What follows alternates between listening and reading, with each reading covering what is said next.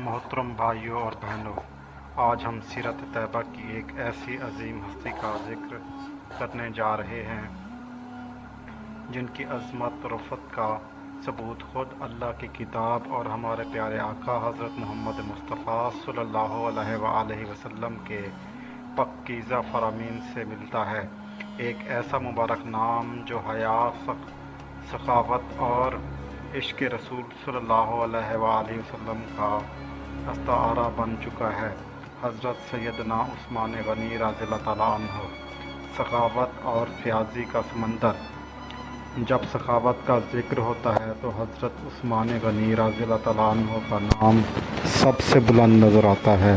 آپ انتہائی دولت مند تھے، لاکھوں مربع میل پر آپ کی حکمرانی تھی، مگر آپ نے اپنی دولت کو کبھی اپنے لیے جمع نہیں کیا، بلکہ اسے اللہ اور اس کے رسول صلی اللہ علیہ وآلہ وسلم کی راہ میں لٹا دیا۔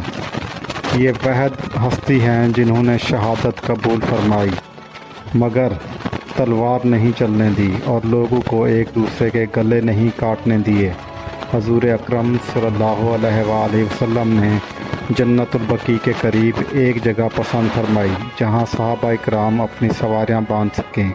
حضرت عثمان رضی اللہ تعالیٰ عنہ نے اسی وقت پیچھے بیٹھے تھے۔ آپ فوراً اٹھے اور اس جگہ کو خرید کر وقف کر دیا۔ یہ وہ جگہ ہے جہاں آج سیدہ فاطمۃ الزہرا رضی اللہ تعالیٰ عنہا کا مزار مبارک ہے۔ تبوک کے لشکر، جسے جیش اسرا کہا جاتا ہے، کے لیے جب حضور صلی اللہ علیہ وآلہ وسلم نے چندے کا اعلان فرمایا تو قحط کا زمانہ تھا۔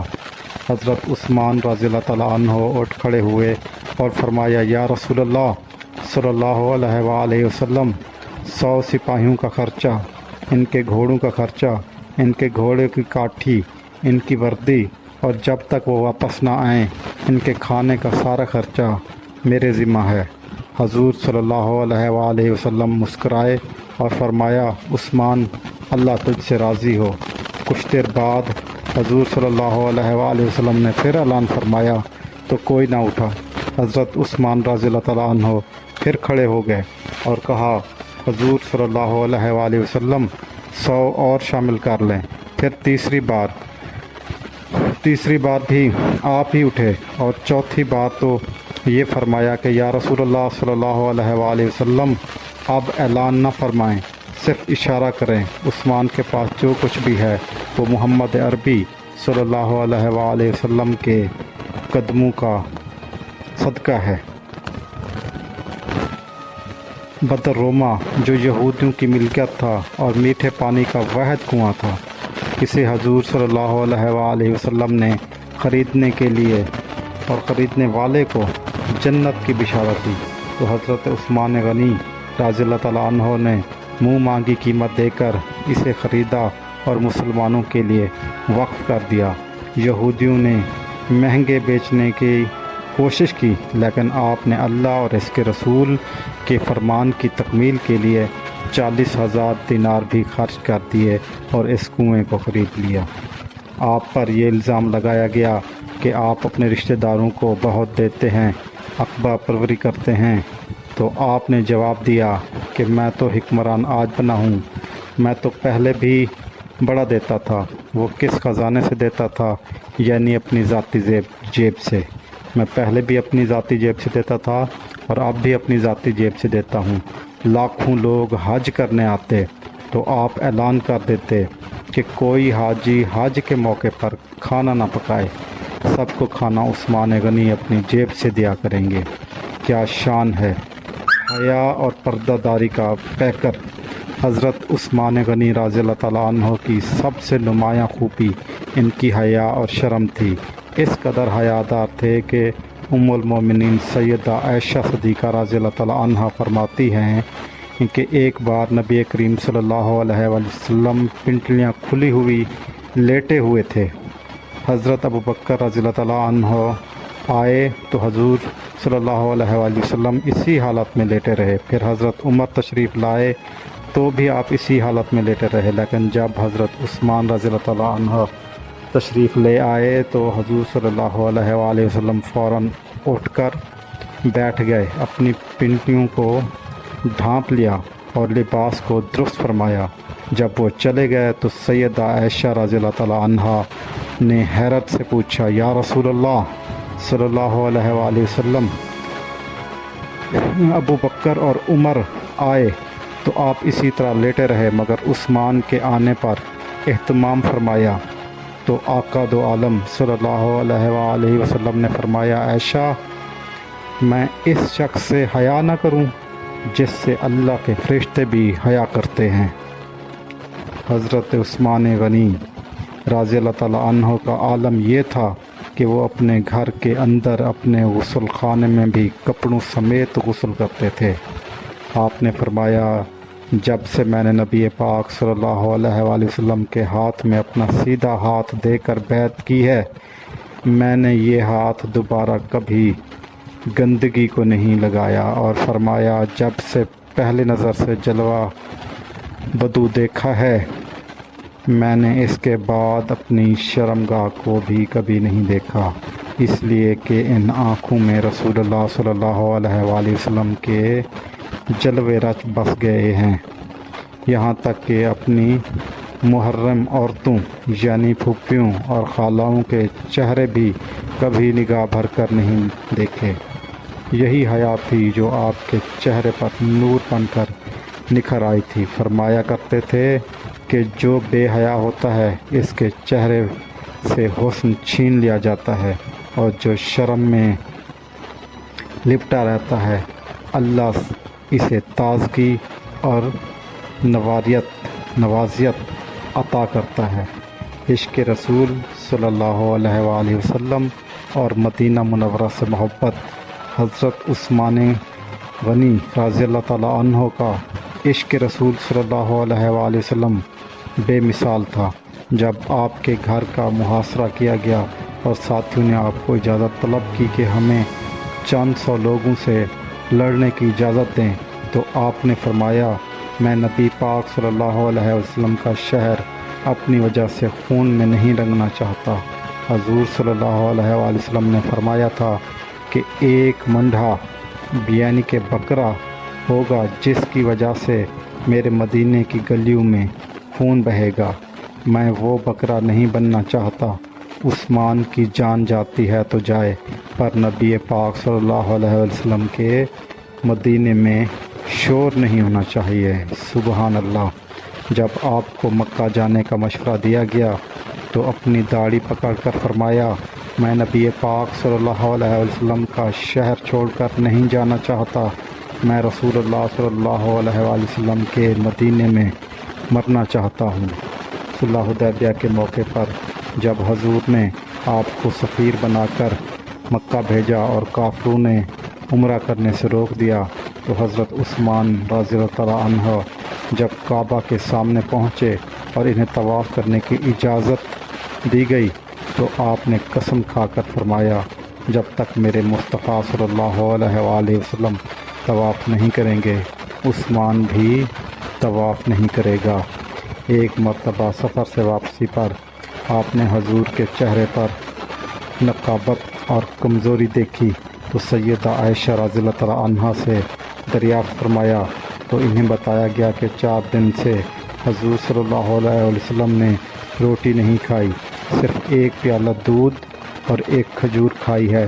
آپ فوراً گھر گئے، غلاموں کو منع کیا اور خود اپنے کندھے پر اناج کی بوری اٹھا کر لائے۔ حضور کے گھر میں خود جھاڑو دیا، چولہے میں آگ جلائی، سالن پکایا اور روٹیاں بنائیں، ہاتھ بھی جل گئے۔ پھر دسترخوان لگا کر حضور صلی اللہ علیہ وآلہ وسلم کو دعوت دی۔ جب حضور صلی اللہ علیہ وآلہ وسلم نے پہلا لقمہ منہ میں رکھا تو حضرت عثمان رضی اللہ تعالیٰ عنہ تڑپ کر روئے اور 600 دینار نیچے رکھ دیے۔ فرمایا، یا رسول اللہ صلی اللہ علیہ وآلہ وسلم، میں نے دولت کو آگ تو نہیں لگائی اگر تیرے کام نہ آئے۔ اس پر حضور صلی اللہ علیہ وسلم نے ہاتھ اٹھا کر ایسی دعا دی کہ سیدہ عائشہ رضی اللہ تعالیٰ عنہا رو پڑی، اے اللہ، میں عثمان سے راضی ہوں، تو بھی میرے عثمان سے راضی ہو جا۔ صبر و استقامت اور شہادت۔ حضرت عثمان غنی رضی اللہ تعالیٰ عنہ کو بڑا ستایا گیا۔ آپ کے خلاف عبداللہ بن سبا، یہ عبداللہ بن سبا جو ہے نا، اس کا تعلق ایران سے تھا، اور اس میں اکثر اس کے بارے میں جو پڑھا گیا ہے کہ یہ تھا کہ یہ ایک منافق تھا جو مسلمانوں کے روپ میں آیا تھا، اور اصل میں یہ دلی مسلمان نہیں تھا۔ یہ مسلمان ہو کر بس یہ فسادات پھیلانا چاہتا تھا، اور یہ اصل میں یہودی تھا۔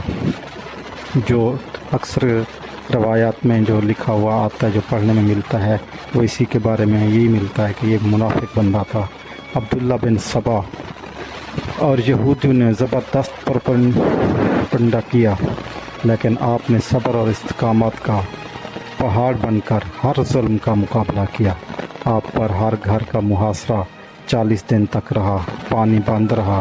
حضرت علی رضی اللہ تعالیٰ عنہ نے امام حسن اور امام حسین رضی اللہ تعالیٰ عنہ کو تلواریں دے کر دروازے پر پہرا دینے کے لیے بھیجا تاکہ کوئی آپ تک نہ پہنچ سکے، تو وہ وہاں سے پلٹ گئے۔ جو بدھ مت آپ کو شہید کرنا چاہتے تھے، مگر آپ نے اپنی وجہ سے مدینے کی گلیوں میں خون سے بہنے نہیں دیا، اور حق پر قائم رہتے ہوئے شہادت قبول فرمائی۔ امام حسن، امام حسین اور حضرت عثمان غنی کے بارے میں جو باتیں کرتے ہیں، آپ ملاحظہ فرمائیں کہ ان کا آپس میں کتنا پیار تھا، اور وہ کتنا ایک دوسرے سے پیار کرتے تھے۔ فضائل اور اعزازات۔ حضرت عثمان رضی اللہ تعالیٰ عنہ کو ذوالنورین یعنی دو نوروں والا کہا جاتا ہے، کیونکہ آپ کے نکاح میں حضور اکرم صلی اللہ علیہ وآلہ وسلم کی 2 شہزادیاں حضرت رقیہ رضی اللہ تعالیٰ عنہا، ان کے وصال کے بعد حضرت ام کلثوم رضی اللہ تعالیٰ عنہا آئیں۔ خود مولا علی شیر خدا رضی اللہ تعالیٰ عنہ آپ کو ذوالنورین کہا کرتے تھے۔ حضور اکرم صلی اللہ علیہ وآلہ وسلم نے ایک بار انہیں تین بار آپ کو جنت کی بشارت عطا فرمائی۔ آپ کی نانی حضور صلی اللہ علیہ وسلم کی سگی پھوپھی تھیں۔ خود حضور صلی اللہ علیہ وآلہ وسلم نے فرمایا، عثمان کا چہرہ جد الانبیاء حضرت ابراہیم خلیل اللہ علیہ السلام سے ملتا ہے، اور اگر کسی نے میرے جلوے دیکھنے ہوں تو وہ بھی عثمان کے چہرے میں نظر آئیں گے۔ ترمذی شریف میں حدیث ہے کہ نبی پاک صلی اللہ علیہ وآلہ وسلم نے فرمایا، اس کا جنازہ نہ پڑھانا جو عثمان غنی سے بغض رکھتا تھا۔ اور عہد پہاڑ کانپنے لگا، جو حضور صلی اللہ علیہ وآلہ وسلم نے فرمایا، اے عہد ٹھہر جا، تجھ پر ایک نبی، ایک صدیق اور 2 شہید موجود ہیں۔ ان 2 شہیدوں میں سے ایک حضرت عمر فاروق رضی اللہ تعالیٰ عنہ اور دوسرے حضرت عثمان رضی اللہ تعالیٰ عنہ تھے۔ آج ہمیں حضرت عثمان غنی رضی اللہ تعالیٰ عنہ کی سیرت سے سبق سیکھنا چاہیے۔ ان کی سخاوت اور ان کی حیا، ان کی عاجزی اور ان کا عشق رسول صلی اللہ علیہ وآلہ وسلم اور ان کا صبر ہماری زندگیوں کے لیے مشعل راہ ہے، اور ان کا آل رسول سے محبت، حضرت حسن، حضرت حسین سے پیار لازوال ہے۔ اللہ ہمیں ان کی سیرت پر چلنے کی توفیق عطا فرمائے۔ ہمیں ہمیشہ مثبت چیزوں کو دیکھنا ہے، ہمیں ان چیزوں کو پڑھنا ہے، ان چیزوں کو بیان کرنا ہے کہ آپ کی آپس میں کتنی محبت تھی۔ ہم نے فرقہ واریت اور ایسی بات نہیں کرنی جو صرف فسادات کو جنم دیں، بلکہ ایسی بات کرنی ہے جس سے مسلمان آپس میں جڑیں اور فرقہ واریت کم ہو، اور ہم اللہ اور اس کے رسول کی اطاعت کریں اور آپس میں بھائی بھائی بن کر رہیں۔ جزاک اللہ۔ اگر آپ کو آپ کی ویڈیو اچھی لگی ہے تو اسے لائک کریں، سبسکرائب کریں اپنے دوستوں رشتہ داروں کے ساتھ ضرور شیئر کریں اور کمنٹس میں ضرور اپنی رائے سے ہمیں آگاہ کریں، اور اگر ہم سے کوئی غلطی کوتاہی ہوگی ہے تب بھی آپ کمنٹس کر کے ہماری اصلاح ضرور کیجیے گا۔ جزاک اللہ، اللہ حافظ۔